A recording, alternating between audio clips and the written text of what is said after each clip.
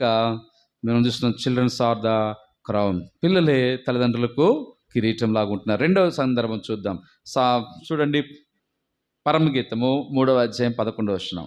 పరమగీతం 3వ అధ్యాయం. పరమగీతము, సియోను కుమార్తెలారా వేంచేయుడి, కిరీటము ధరించిన సొలొమోను రాజు చూడుడి. వివాహ దినమున అతని తల్లి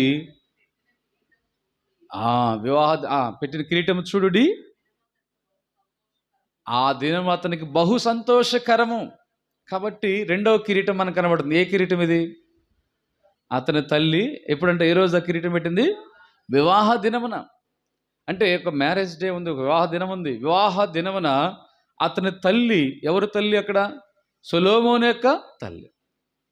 ఇక సొలొమోను యొక్క తల్లి, సొలొమోనుకి వివాహం అవుతున్నప్పుడు వివాహ దినమున ఒక కిరీటం పెట్టిందంట. వాస్తవానికి రాజుకు కిరీటం ఉంటుంది.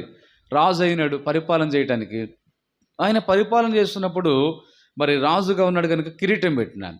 అయితే ఇక్కడ సొలొమోనుకి ఇక్కడ కిరీటం ఏంటంటే, ఇక్కడ మరి వివాహ దినమును పెట్టబడిన కిరీటం. అది వివాహ దినానికి సంబంధించిన కిరీటము. ఇది రెండవ కిరీటం కనుక వివాహ దినము. అయితే ఇక్కడ మనం బైబిలు ఆది కాండంలో రాయనట్లుగానే మొదటి వివాహము ఆదామవ్వలకు దేవుని సంకల్పం, దేవుని ఉద్దేశంలో వివాహం ఏర్పడింది. ఒక వివాహం అనేది కూడా ఒక కిరీటం లాంటిది, ఒక గౌరవప్రదం లాంటిది. అది ఘనమైంది కదా. హెబ్రీ 13:5 ఉంది కదా, ఏమరాయింది అక్కడ? వివాహము 4 విషయం 10 అన్ని విషయములలో అది ఘనమైంది. కింద ఫుట్ నోట్లో అందరిలో ఘనమైనది. ఎందుకంటే దేవుడు వివాహ వ్యవస్థను ఏర్పాటు చేసి ఆదికాండ 3వ అధ్యాయంలోనే ఏదైనా తోటలు అక్కడ దేవుడు వారిని నిర్మించి ఆదాముల వారికి వివాహమును జరిగించినాడు. ఇది మొట్టమొదటి వివాహం. బైబిల్లో చివరి వివాహం అది చాలా ప్రాముఖ్యమైనది. మొదటి వివాహం కూడా ముఖ్యమైనది, పరిశుద్ధ వివాహం. వాళ్ళు ఆదాములు అప్పటికి పాపం రాలేదు, వారికి వివాహం పరిశుద్ధమైన వివాహం. అది ఆదికాండ 3వ అధ్యాయంలో. తర్వాత ప్రకటన గ్రంథం మనం 19వ అధ్యాయంలో మనం చూస్తున్నాం కదా, ఇక్కడ ఒక వివాహం ఉంది. ఇది గొర్రెపిల్ల వివాహం, అంటే యేసుక్రీస్తుకు సంఘానికి జరిగే వివాహము. కాబట్టి ఈ వివాహము లాస్ట్ది. ఇంకా ఈ వివాహంతో మనము భూమి మీద కానీ అంటే ఈ వ్యవస్థ ముగించబడేదిగా ఉంది కనుక లాస్ట్ పరిశుద్ధ గ్రంథాల వివాహము యేసుక్రీస్తు వారు సంఘం ఎత్తబడి మధ్యాకాశంలో ప్రభుని యేసుక్రీస్తు అక్కడ వివాహం జరిగిపోయే సందర్భంగా మనకు కనబడతాం. అయితే ఇక్కడ మనం వివాహం అనేది కూడా చాలా ప్రాముఖ్యమైనదిగా ఉంది. ఎందుకు? 1వ అధ్యాయంలో దేవుడు సృష్టించి వారి ద్వారా సంతతి కలుగు చేసి వారు విస్తరించి ఆ తర్వాత దేవునికి మహిమ తీసుకురావాలి. వివాహ వ్యవస్థ ద్వారా వారు విస్తరించాలి, భూమి నిండాలి. వారు దేవుని మహిమలో, దేవుని పోలికలో ఉండి దేవుణ్ణి ఘనపరచాలి, దేవుని ఉద్దేశాలు నెరవేర్చాలని దేవుడు ఒక విధానాన్ని ఏర్పాటు చేశాడు. ఒకవేళ వివాహ వ్యవస్థ లేకపోతే ఈ భూప్రపంచం ఎంత భయంకరంగా ఉంటుందో. కొన్ని చైనా, జపాన్ ఆ దేశాల్లో చూస్తే కొన్ని వేరే దేశాల్లో కూడా వివాహ వ్యవస్థలు కొన్ని ఫెయిల్ అయిపోతా ఉన్నాయి. అంటే వివాహ విషయాలు వాళ్ళు వివాహం కాకుండానే జీవిస్తున్నారు, లేకపోతే ఇంకా వివాహాలు లేకుండా వారు జీవించే పరిస్థితి. వివాహాలు వద్దనుకుంటున్నారు. కొంతమంది అయితే వివాహం లేకపోతేనే బాగుంటుంది, ఒక ఫ్రీడమ్ ఉంటుంది, స్వేచ్ఛ ఉంటుంది.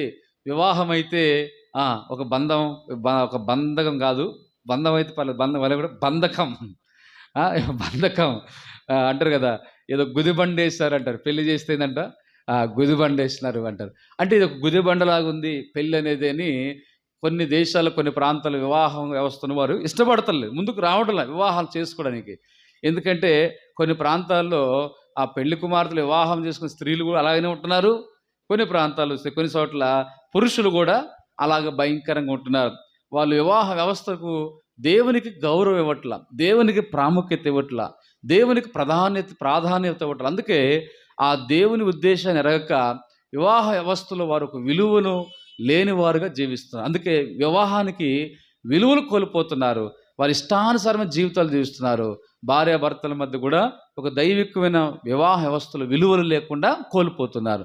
అందుకే విచ్చలవిడిగా వాళ్ళ జీవితాలు జీవిస్తున్నారు. భర్త భార్య విషయం నమ్మకంగా ఉంటుర్లా, కొన్ని సందర్భాల్లో భార్యలు భర్త విషయం నమ్మకంగా ఉంటుర్లా. ఎన్ని వార్తలు మనం వింటున్నాం ప్రపంచంలో, ఎన్ని భార్య భర్తల మధ్య ఉండాల్సిన నమ్మకత్వం కోల్పోతున్నారు. వివాహ వ్యవస్థకే మచ్చని తెచ్చుకొచ్చేవారుగా ఉంటున్నారు. దేవుడైతే అద్భుతంగా ఒక వివాహ వ్యవస్థని వచ్చి ఈ వివాహం చేయబడిన దినాన ఒక కిరీటం పెట్టిన లాంటిది ఉంది. అంటే వివాహ రోజు కిరీటం అంటే అది ఘనమైంది వివాహం. అంటే ఈ ఘనమైన వివాహమును వారి జీవితాంతం ఘనంగా ఉంచుకోవాలి. అది ఘనమైనదిగా ఉండాలి. అబ్బా! వివాహమా ఏదో అంత అట్లా అని తీసివేసేది వారి వివాహం ఏదండి కొద్ది రోజులు లేకపోతే మళ్ళా ఏమవుతాయి అలా భయంకర పరిస్థితి. అట్లాంటి పరిస్థితులకు రాకూడదు. కాబట్టి చెడు వ్యసనాలు లేకపోతే దేవునికి అపనమ్మకం, వివాహ జీవితంలో భార్యాభర్తల అపనమ్మకాలు, అపవిత్రమైన కార్యాలు, చెడు సహవాసాలతో ఈ వ్యవస్థను నిర్వీర్యం చేసేవారు ఉన్నారు. కాబట్టి ఇక్కడ మనము వివాహ దినమున సొలొమోనుకు తల్లి కిరీటం పెట్టిందండి. కనుక అది ఒక ఘనమైనది. దేవుడే వివాహ వ్యవస్థ ఏర్పడిస్తున్నాడు.